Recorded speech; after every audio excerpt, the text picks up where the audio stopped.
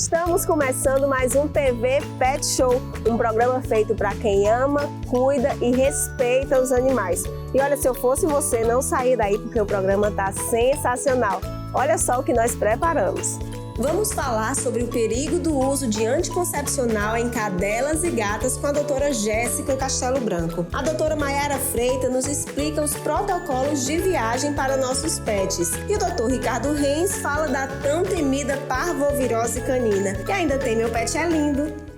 Apoio cultural, Optivet, oftalmologia veterinária e diagnóstico avançado. Gente, eu estou aqui com a doutora Jéssica Castelo Branco, médica veterinária, minha xará de sobrenome. A gente tem que puxar aí, né, doutora, para ver se tem alguma familiaridade. Possível. Tudo bem, doutora? Tudo bem. Obrigada por aceitar nosso convite. E assim, é um assunto que a gente vai falar, que eu estava conversando com você antes. Não era nem para a gente abordar esse assunto, já era para ser uma coisa certa e proibida, não é, doutora? Com certeza. Que é o anticoncepcional utilizado em cadelas e gatas. Doutora, ainda existe muita gente? Sim, ainda tem muitos tutores que, muitas vezes pela falta de informação e também pela facilidade na aquisição ainda, compram e ou aplicam ou acabam aplicando aí no balcão de alguns pet shops e ainda é uma prática muito comum, infelizmente, entre os tutores. Doutora, mesmo se fosse por prescrição de um veterinário, não era para acontecer, né? Pode acontecer de algum colega, sobretudo especialista em reprodução animal, Sim, que possa lançar mão de alguma dessas medicações, né? São hormônios esteroides da classe dos progestágenos, então é possível que tenha aplicação em algum tratamento específico, mas com certeza precisa aí ser prescrito e orientado por um médico veterinário com uma finalidade específica. Quais os males que o uso contínuo pode causar? Porque a gente sabe que na gente causa mal também, então nos animais é do mesmo jeito. Eu gostaria que você explicasse o que é que de ruim o anticoncepcional traz. Pronto, assim como para as mulheres, né, o objetivo da utilização dessas medicações é que elas atuem em alguma parte do ciclo reprodutivo dessas cadelas e dessas gatas. Só que, infelizmente, devido à aplicação no momento inadequado, por exemplo, desse ciclo reprodutivo, vão acontecer alguns efeitos colaterais muito graves, inclusive, como, por exemplo, uma maior predisposição a partir da aplicação ao desenvolvimento de tumores de mama, tumores malignos mesmo. Então, elas podem vir a ter cânceres decorrentes da aplicação dessas medicações. Pode haver também um aumento exagerado do tamanho das mamas, que não configura um câncer, mas leva à inflamação e bastante desconforto ali, né, na cadeia mamária. Isso é bem comum em cadelas e gatas, principalmente. Além disso, tem tutores que eles aplicam essas medicações logo após verem que essas fêmeas foram montadas, como aquele mecanismo da pílula do dia seguinte. Mas, ao contrário do que é esperado quando eles fazem essas aplicações, que isso não impede o desenvolvimento da gestação, a gestação ela continua a acontecer, mas lá no momento do parto a gente vai encontrar um grande problema, porque essas medicações também impedem o desenvolvimento normal do trabalho de parto. Então, a cadela, a gata, elas não vão conseguir entrar num trabalho de parto efetivo, acontecendo assim, então, o envelhecimento da placenta, a morte desse feto, e aí isso vai gerar uma série de complicações, como infecções uterinas, levando ao óbito dos filhotes e muitas vezes até da própria mãe. Doutora, mas hoje em dia, visto que causa tantos males, ainda é fácil encontrar no pet shopping, nas lojas? Infelizmente os tutores ainda encontram com muita facilidade esses produtos, encontram a preços acessíveis, então acaba se tornando para eles muitas vezes mais atrativo do que, né, a castração. Então, acaba que sim, ainda tem uma facilidade muito grande para esses tutores comprarem e adquirirem esses produtos. Já existem projetos de lei que estão ainda para serem aprovados que visam a proibição da venda sem receita dessas medicações, desses progestágenos, e as propostas, elas visam tanto penalizar quem está vendendo de forma indiscriminada, como também quem aplica. porque uma vez que isso é uma atividade privativa do médico veterinário, quem o faz acaba, né, cometendo aí o exercício ilegal da profissão. E para os tutores também pode haver uma penalidade dentro das leis de maus tratos animais. Doutora, antes de encerrar, eu tenho só mais uma pergunta. A melhor opção realmente é a castração? Com certeza. A castração, além de ter essa questão de evitar a gestação indesejada, também traz outra série de benefícios, como a redução da incidência de tumores de mama, também impede, né, que a cadela ou a gata venha a desenvolver problemas como as infecções uterinas. Castração, ela tem benefícios tanto para fêmea como para machos também. Então, doutora, mais uma vez, muito obrigada. Suas redes sociais, para quem quiser acompanhar seu trabalho. Meu Instagram é @vetjesscastelo. Eu tô lá de vez em quando compartilhando um pouco da minha rotina de atendimentos, também um pouco das minhas aulas. Então sempre tem um conteúdo pet lá. Obrigada, doutora. A minha pet dica de hoje é: não use nenhum método contraceptivo no seu pet sem a orientação de um médico veterinário. Procure informações sobre castração, ela vai ser muito mais segura e trazer muito mais benefícios para o seu animal.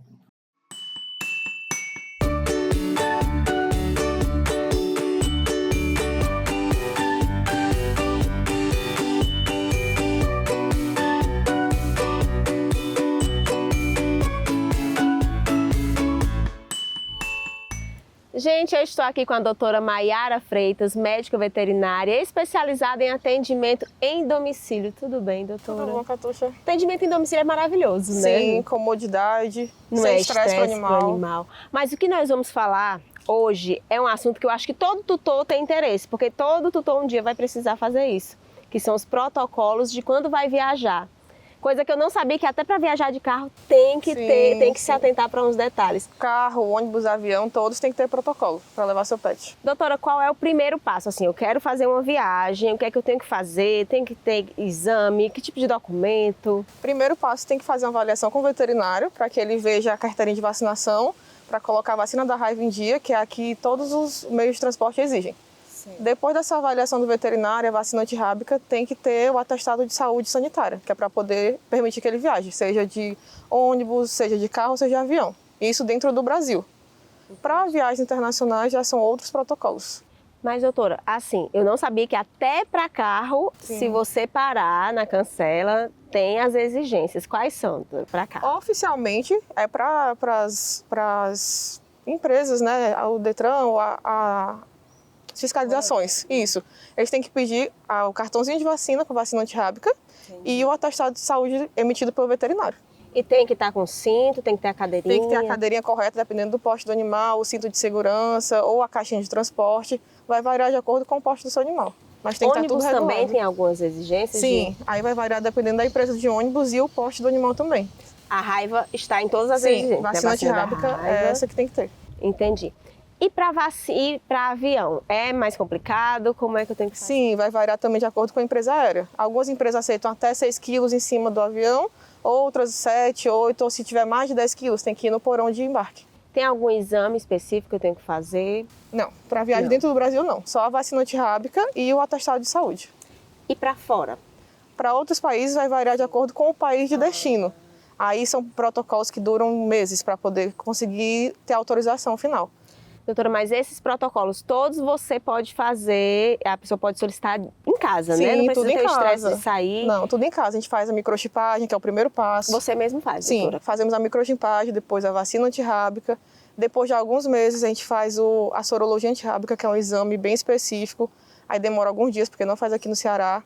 Depois de emitir esse exame, a gente vai fazendo as documentações, aí tem todo um protocolo com a vigilância agrária.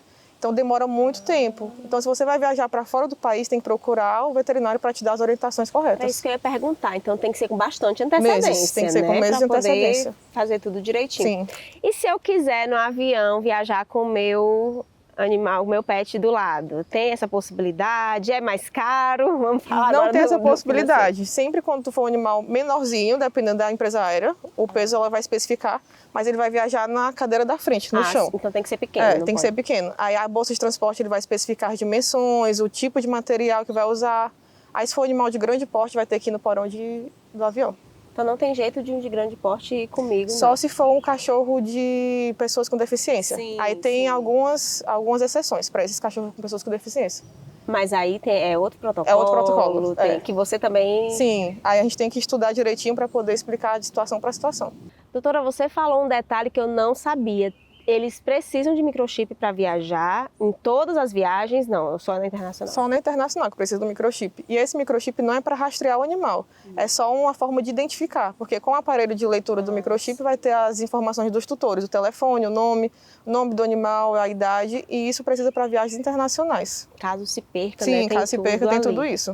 Agora, tem mais um detalhe, que eu acho que é um detalhe bem importante. Eu tenho uma amiga que ela vai viajar agora para Portugal e vai levar um casal de gatos. Ela disse que está gastando muito, é verdade? Sim. Se gasta demais sim. para essas viagens. Gasta bastante, porque os exames são bem caros. A bolsa de transporte também vai variar de acordo com a empresa. E as passagens também são caras, né? Então a pessoa tem que se preparar financeiramente e com relação ao tempo, para poder dar certo tudo. Sempre antes de marcar a sua viagem, você tem que ver como é que tá os exames do seu pet. E essa questão da conexão, que você falou comigo antes, é o próprio passageiro que tem que ver se vai ter conexão Isso. ou não? O ideal é que o passageiro veja com a empresa, explique que vai levar um pet para que não tenha conexão. Porque vai ser muito estressante para o animal ficar trocando de avião, aí todas as documentações para repassar, então é melhor que seja um voo direto. Entendi. Agora eu tenho uma dúvida que me surgiu agora. O animal, quando vai na área de bagagem, né? Ele é sedado, doutora? Não pode ser sedado Não de pode forma ser sedado. alguma. Tá Porque com acordado. o sedativo, ele pode ter efeitos colaterais, uma parada cardíaca, alguma alteração que não vai ter um veterinário para nem formas de prestar socorro para ele. Então ele vai sem sedativo nenhum. O que pode fazer? Se for um animal muito estressado, um animal muito medroso, o veterinário vai passar uma medicação natural, algum remédio homeopático para poder tranquilizar ele. A gente vai fazer formas de preparar ele para os barulhos, para os tremoros. A gente treina o animal antes para poder ele se adaptar para a realidade que ele vai ter na viagem. Nossa, doutora, é muito detalhe. Muito. Muito obrigada por ter vindo aqui e aceitar Obrigada nos pelo esclarecer. convite. Eu tenho certeza que se surgirem mais dúvidas, a Sim. doutora volta aqui para dizer Posso pra voltar. gente. Muito obrigada. Antes, doutora, fala suas redes sociais para quem quiser acompanhar seu trabalho. Meu Instagram é Vet, Maiara G. Freitas. Lá vocês vão ver tudo sobre o meu atendimento domiciliar, todas as dúvidas. Se quiserem perguntar alguma coisa lá, pode me chamar. E atende Fortaleza e região metropolitana, Sim, Fortaleza e né? região metropolitana. Muito bom saber. Doutora, mais uma vez, muitíssimo obrigada. A minha pet dica é, se você vai levar o seu pet para viajar com você, procure um veterinário quanto antes para que ele possa te orientar para todos os protocolos de acordo com a viagem que vocês vão fazer.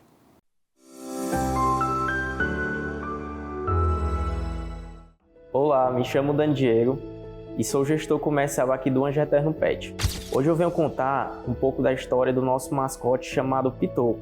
Em junho desse ano, de 2025, nós tivemos um problema com o nosso mascote, que nós temos um carinho imenso com ele. Ele pegou a doença do carrapato e durante esse período tivemos que iniciar um processo de tratamento e com isso ele acabou perdendo a visão.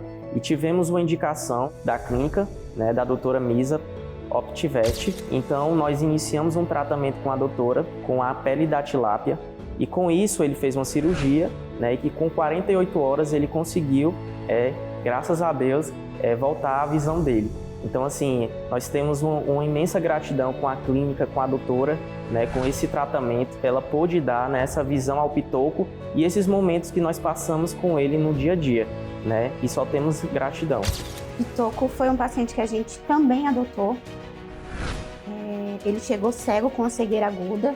Foi muito bom entrar na vida dele, conseguir tocar a vida dele e mudar o futuro dele, Isso não tem como não nos emocionar.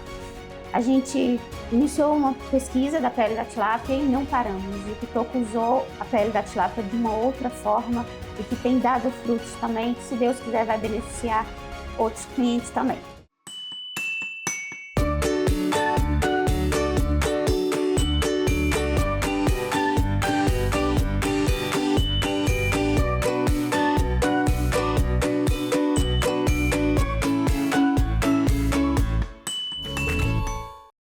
Olha só quem está aqui comigo, o doutor Ricardo Rense. Eu acho que nem precisaria apresentar, né, doutor? Realmente sou de casa. Já é de casa, faz parte da família. E sempre que a gente quer explicar um assunto assim, bem direitinho, para eu entender, para quem está em casa entender, a gente vem aqui porque é uma verdadeira aula que a gente recebe, né, doutor?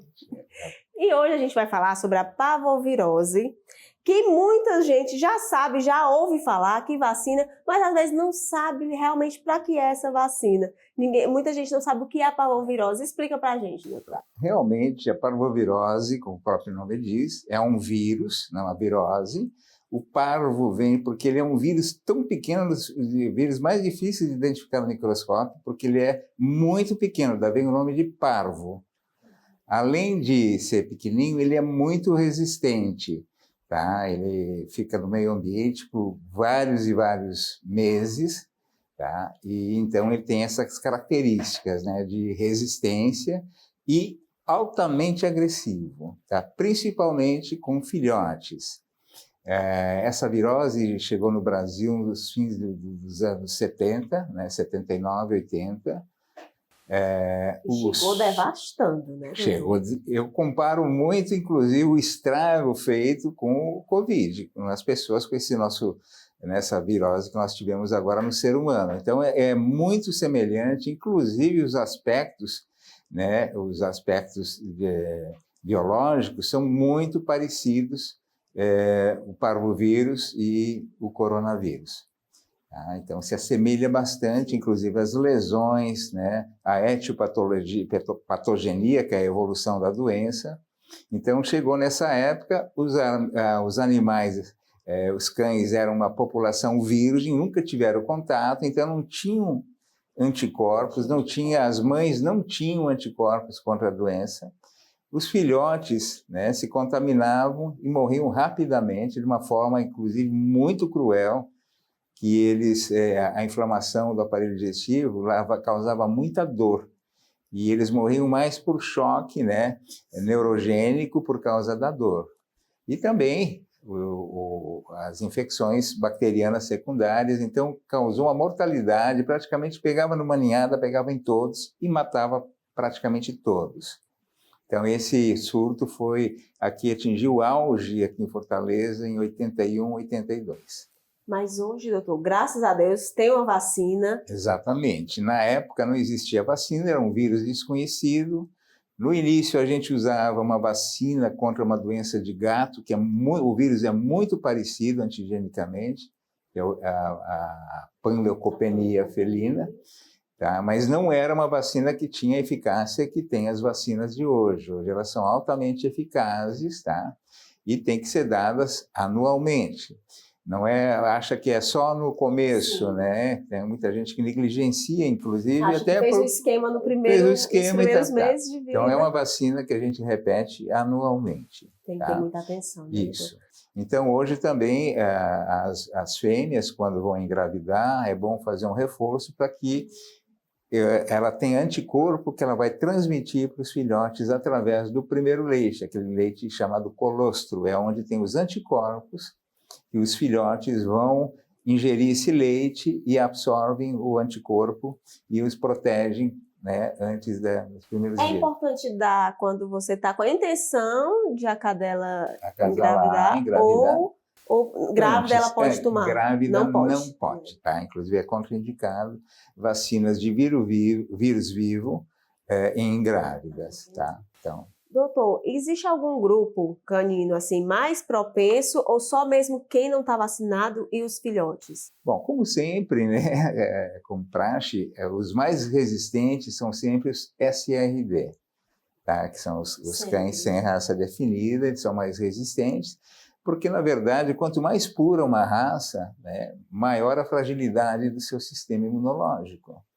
E o cachorro sem raça definida, o SRD, que eu digo que é o contrário, ele tem muitas raças no mesmo animal, sim, então ele não é sem raça, ele tem muita raça. Então ele tem uma imunidade, né, melhor, ele é mais resistente do que aquele. Quanto mais pura a raça, maior a fragilidade. Doutor, as pessoas falam muito que o filhote, enquanto não tem as vacinas, é importante que a gente não deixe de ter o contato com outros cachorros. Isso é válido para a parvovirose mesmo, a gente ter esse cuidado nos primeiros meses, porque não está imunizado? Isso. Eu recomendo que até o filhote tomar todas as doses de vacinas, evitar contato com cães desconhecidos, né? Principalmente em pracinhas, né? Em locais públicos onde tem aglomeração, então evitar, né? Então, depois que tomar a quarta dose, aos 4 meses tomar a vacina, então aí ele pode e deve, eu sempre sou a favor, sempre já falei aqui várias vezes, que eu recomendo muito o contato dos cães entre si, em creches, pracinhas, para interagirem entre si, trocarem os feromônios. Então, até tomar a última dose, depois dos 4 meses, evitar sair de casa. Doutor, mas existe assim, eu não sei como é a sua demanda hoje, se o senhor recebe ainda muitos casos, mas existe uma maneira da gente perceber os sinais e ficar alerta e já correr para o veterinário? Porque eu acho que o que tem a fazer é correr para o veterinário, né, doutor? A parvovirose é uma doença super aguda. No momento que ele se contamina, em poucas horas, ele já entra numa apatia, tá? Ele parece que está anestesiado, tá? E já começa vômito e diarreia, por mais que você medique, não responde. Então, o principal sintoma é a diarreia com sangue, tá? Característico na época. Hoje tem outras doenças, como o coronavírus canino, que também dá, a giardia, né? A isóspora, mas das viroses, a característica é o vômito e a diarreia com sangue. Aquele vômito que não responde a medicamento nenhum. Então, essa é uma das características. Então, já corre para o veterinário, Corre não tem o que pro fazer. veterinário, exatamente. Tá? Então, hoje a gente sabe que a medicação hoje é bastante eficaz no controle.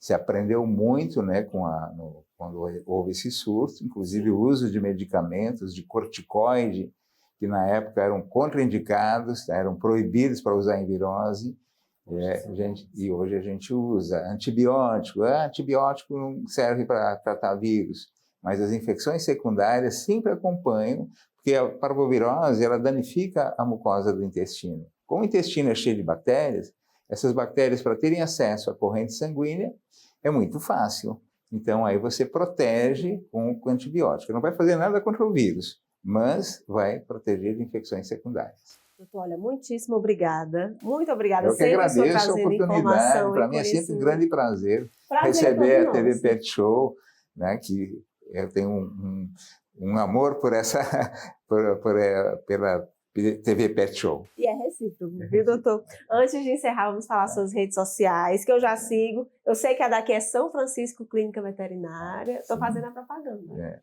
E o doutor Ricardo?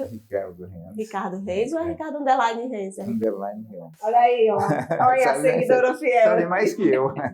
Doutor, muitíssimo obrigada mais uma vez. Eu que agradeço mais uma vez a oportunidade. A Pet Dica de hoje é sobre a dirofilariose, mais conhecida como verme do coração. Com o aumento das chuvas, aumenta também a infestação de mosquitos, que são os transmissores do verme do coração no cão, e também é uma zoonose que pode acometer o ser humano.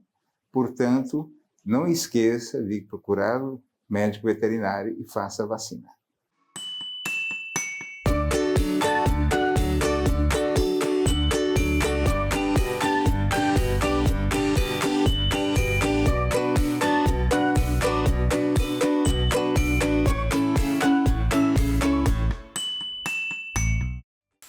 E aí, gente, gostaram do programa?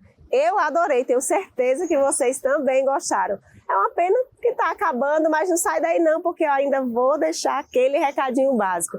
Você quer rever uma matéria ou tem uma sugestão? É só entrar em contato com a gente através das nossas redes sociais. Tem em casa um pet que é a coisa mais linda, faz uma foto ou vídeo e envia aqui no nosso WhatsApp. Chegou agora, perdeu o TV Pet Show aqui na TV? Dá uma olhadinha no nosso canal no YouTube, @TV Pet Show. Tem todas as matérias lá para você. Ou então posiciona a câmera do seu celular no nosso QR Code e vai direto para lá. Eu vou ficando por aqui. Um grande beijo e não esqueçam, no TV Pet Show, o seu pet é a estrela.